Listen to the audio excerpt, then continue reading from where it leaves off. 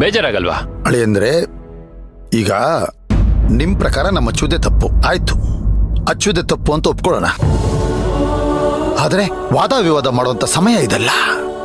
ಬೇಡಿ ಸುಶಾಂತ್ ಅವರೇ, ಬನ್ನಿ. ಹೌದು ಸುಶಾಂತ್, ಶುಭ ಕಾರ್ಯದ ಮಧ್ಯೆ ನೀನ್ ಎದ್ ಬಂದಿದ್ದೆ ತಪ್ಪು. ಅದ್ರಲ್ಲೂ ವಾದ ಮಾಡ್ತಿರೋದು ಇನ್ನೊಂದು ದೊಡ್ಡ ತಪ್ಪು. ನಿನ್ಗನ್ನಿಸ್ತಾ ಇಲ್ವಾ ನೀನ್ ಮಾಡ್ತಿರೋ ತಪ್ಪು ಅಂತ? ಎಲ್ಲರ ದೃಷ್ಟಿಯಲ್ಲೂ ನಾನೇ ತಪ್ಪಿತಸ್ಥ. ನೀವೆಲ್ಲರೂ ಮಾತಾಡ್ತಿರೋದು ಹೇಗಿದೆ ಅಂದ್ರೆ, ನಡಿಬೇಕಾಗಿರೋ ಕಾರ್ಯ ನಡೆದೋಗ್ಲಿ, ಅದ್ರಲ್ಲಿ ಭಾಗಿಯಾಗಿರೋರ ಮನಸ್ಸುಗಳು ಹೇಗಾದ್ರೂ ಇರ್ಲಿ. ಚೆನ್ನಾಗಿದೆ. ಯಾವ್ದಾದ್ರೂ ಒಳ್ಳೆ ಕಾರ್ಯ ನಡಿಬೇಕಾದ್ರೆ ಅದ್ರಲ್ಲಿ ಭಾಗಿಯಾಗಿರೋರ ಮನಸ್ಸುಗಳು ಕೂಡ ಚೆನ್ನಾಗಿರ್ಬೇಕು, ಸಂತೋಷವಾಗಿರ್ಬೇಕು. ಆಗ್ಲೇ ನಮಗೂ ಇದರಿಂದ ಖುಷಿ ಸಿಗೋದು. ಇದನ್ ಯಾರು ಅರ್ಥ ಮಾಡ್ಕೊಳ್ತಿಲ್ವಲ್ಲ. ಸುಶಾಂತ, ನೀನ್ ಹೇಳ್ತಿರೋ ಮಾತು, ನೀನ್ ಕೇಳ್ತಿರೋ ಪ್ರಶ್ನೆ ಎಲ್ಲವೂ ಸರಿಯಾಗಿದ್ಯಪ್ಪ. ಹೊಸ ತಾಳಿಶಾಸ್ತ್ರದ ಮುಹೂರ್ತ ಅನ್ನೋದು ಈಗಿಟ್ಟಿರೋ ಮುಹೂರ್ತದಲ್ಲೇ ನಡಿಬೇಕು. ಅದೆಲ್ಲ ಮಾಡಿ ಮುಗಿಸಿದ್ಮೇಲೆ ಮುತ್ತೈದೆಯರ್ಗೆ ಅರ್ಶನ ಕುಂಕುಮ ಕೊಟ್ಟ ಮೇಲೆ ನಾವೆಲ್ಲರೂ ಒಟ್ಟಿಗೆ ಕೂತು ಮಾತಾಡೋಣಪ್ಪ. ಈಗ ನಡಿಯೋ, ಒಳಗ್ ಬಾರೋ ಕಂದ. ಸುಶಾಂತ್ ನೋಡಪ್ಪ, ನನ್ ಮಾತ್ ಕೇಳಪ್ಪ, ಬಾ ಒಳಗ್ ಬಾ. ಏನು ಸುಶಾಂತ ಇದು? ಚಿಕ್ಕ ಮಕ್ಳು ಕರೆದಂಗೆ ಕರಿಬೇಕೇನೋ ನಿನ್ನ? ಬಾ ಒಳಗೆ, ಸುಮ್ನೆ ಬಾ. ಈಗ್ಲೂ ನೋಡಿದ್ರಿ ತಾನೆ, ನಾನ್ ಕೋಪ ಮಾಡ್ಕೊಂಡು ಎದ್ದು ಬಂದೆ, ನೀವೆಲ್ಲರೂ ನನ್ನಿಂದೆ ಬಂದ್ರಿ. ಸಮಾಧಾನ ಮಾಡೋ ಪ್ರಯತ್ನ ಮಾಡ್ತಿದ್ದೀರಾ, ಕರಿತಿದ್ದೀರಾ. ಇಷ್ಟಾದ್ರೂ ಅವಳು ಬಂದ್ಲಾ?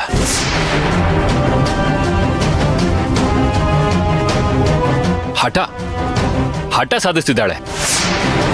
ಆದ್ರೂ ನಿಮ್ಮೆಲ್ಲರ ಕಣ್ಣಿಗೂ ನಾನೇ ತಪ್ಪು ಮಾಡ್ತಾ ಇದ್ದೀನಿ ನೋಡಿ. ಇಷ್ಟೆಲ್ಲ ಆದ್ಮೇಲೂ ಶಾಸ್ತ್ರದಲ್ಲಿ ನಾನಿದ್ದು ಮಾಡೋದಾದ್ರೂ ಏನು? ದಯವಿಟ್ಟು ನನ್ಗೆ ಕ್ಷಮಿಸ್ಬಿಡಿ. ನೀವ್ಯಾರು ಏನೇ ಹೇಳಿದ್ರು ನಾನು ಒಳಗಡೆ ಬರಲ್ಲ. ಅಲ್ಲ ಸುಶಾಂತ್, ನನ್ನ ಮಾತು ಕೇಳು. ಏನ್ ಇವನು? ವೀರಣ್ಣವ್ರೆ, ಇವನು ಹೀಗೆ ಮಾಡ್ತಾನೆ ಅಂತ ನಾವು ಅಂದ್ಕೊಂಡಿರ್ಲಿಲ್ಲ. ದಯವಿಟ್ಟು ಕ್ಷಮಿಸ್ಬಿಡಿ.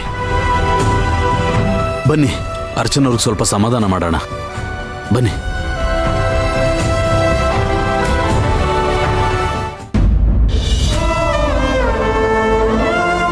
ರೀ, ಅಳಿಯಂದ್ರೆ ಇಲ್ಲಿ ಬರ್ಲಿಲ್ವಾ?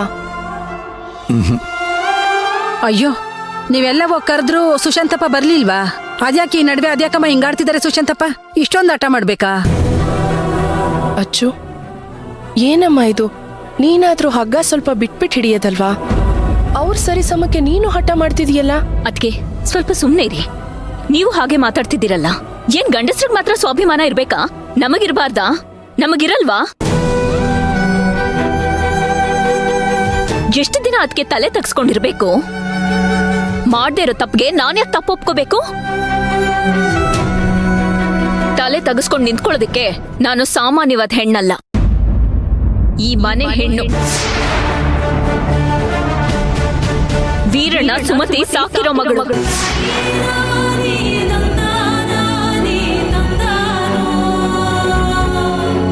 ಎಲ್ರೂ ತರ ನಾನಲ್ಲ ಅದ್ಕೆ. ಅಯ್ಯೋ ಅಚ್ಚುಮ್ಮ, ಅದು ಏನಮ್ಮ ನೀನು? ನೋಡು, ಚಕ್ಕಡಿಗಿರೋದು 2 ಗಾಲಿ. ಅದ್ 2 ಬಂಡಿಗೆ ಮುಖ್ಯನೇ.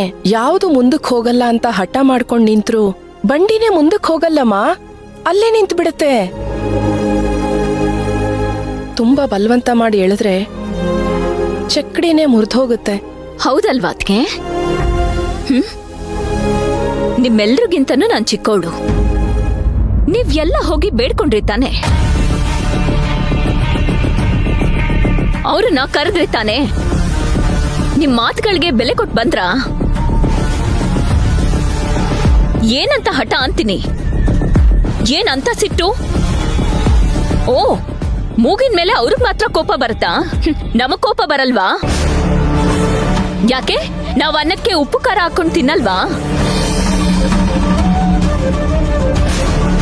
ಅರ್ಚನಾ, ನೀವಿಬ್ರು ಮಾತಾಡ್ತಾ ಇರೋದನ್ನ ಕೇಳಿಸ್ಕೊಂಡ್ರೆ ಏನ್ ನಡೆದಿದ್ಯೋ ನಮ್ಗೆ ಅರ್ಥ ಆಗ್ತಿಲ್ಲ. ಇಬ್ರು ಸರಿಯಾಗಿ ಹೇಳ್ತಿದ್ದೀರಾ ಅಂತಾನೆ ಅನ್ಸತ್ತೆ. ಇಷ್ಟಕ್ಕೂ ನಿಮ್ಮಿಬ್ರು ಮಧ್ಯೆ ಏನ್ ನಡೆದಿದೆ ಅಂತ ನಾನ್ ಕೇಳ್ಬಾರ್ದು ಅರ್ಚನಾ. ಆದ್ರೂ ಕೂಡ ನಿಮ್ಮಿಬ್ರು ಮಧ್ಯೆ ಏನ್ ನಡೆದಿದೆ ಅನ್ನೋದನ್ನ ಹೇಳಮ್ಮ. ಅತ್ತೆ ನೀವ್ ನನ್ನನ್ ಯಾಕೆ ಕೇಳ್ತಿದ್ದೀರಾ? ನೀವ್ ಈ ತರ ಎಲ್ಲ ಅರೇಂಜ್ ಮಾಡಿದಾಗ ನಾನು ಯಾವತ್ತಾದ್ರೂ ಬೇಡ ಅಂತ ಹೇಳಿದಿನ? ಯಾಕೆ ಅಂತ ಪ್ರಶ್ನೆ ಮಾಡಿದಿನ ಅತ್ತೆ? ಅಥವಾ ಇಲ್ಲಿಗ್ ಬಂದು ನಾನ್ ಎಲ್ರ ಮುಂದೆ ಮರ್ಯಾದೆ ತೆಗ್ದಿದ್ದೀನ? ನಾನ್ ಪ್ರಶ್ನೆ ಕೇಳ್ತಿದ್ದೀನ ನಿಮ್ಮನ್ನ? ಅಥವಾ ಈ ಜಾಗದಿಂದ ಎದ್ದೋಗಿದ್ದೀನ ಅವ್ರ ತರ? ಇಲ್ಲ ತಾನೆ. ಸರಿನೋ ತಪ್ಪೋ ಯಾರಂದ್ರು ಅನಿಸ್ಕೊಂಡು ನಿಂತ್ಕೊಂಡಿಲ್ವಾ ಇಲ್ಲಿ? ನನ್ನನ್ ಯಾಕತ್ತೆ ಪ್ರಶ್ನೆ ಕೇಳ್ತೀರಾ?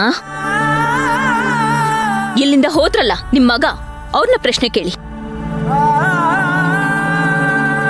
ಅಚ್ಚಮ್ಮ, ನೀವು ಮಾತಾಡೋ ಪ್ರತಿ ಮಾತು ನ್ಯಾಯ ಇದೆ, ಒಂದರ್ಥ ಇದೆ. ನೀವಿಂಗ್ ಹಠ ಮಾಡ್ಕೊಂಡು ಕೂತ್ಕೊಂಡ್ರೆ ನಡಿಬೇಕಾಗಿರೋ ಶಾಸ್ತ್ರ ಸಂಪ್ರದಾಯ ಎಲ್ಲ ನಡಿಬೇಕಲ್ಲ ತಾಯಿ. ನಿಮ್ಮಿಬ್ರಲ್ಲಿ ಯಾರಾದ್ರೂ ಒಬ್ರು ಸೋತ್ರೆ ತಾನೆ ಅದೇ ತಾನೇ ಸಂಸಾರ. ರತ್ನಮ್ಮ ಅವರೇ, ಮನ್ಸ್ ಚೆನ್ನಾಗಿದ್ರೆ ಶಾಸ್ತ್ರ ಸಂಪ್ರದಾಯ ಯಾವಾಗ ಬೇಕಾದ್ರೂ ನಡೆಯುತ್ತೆ.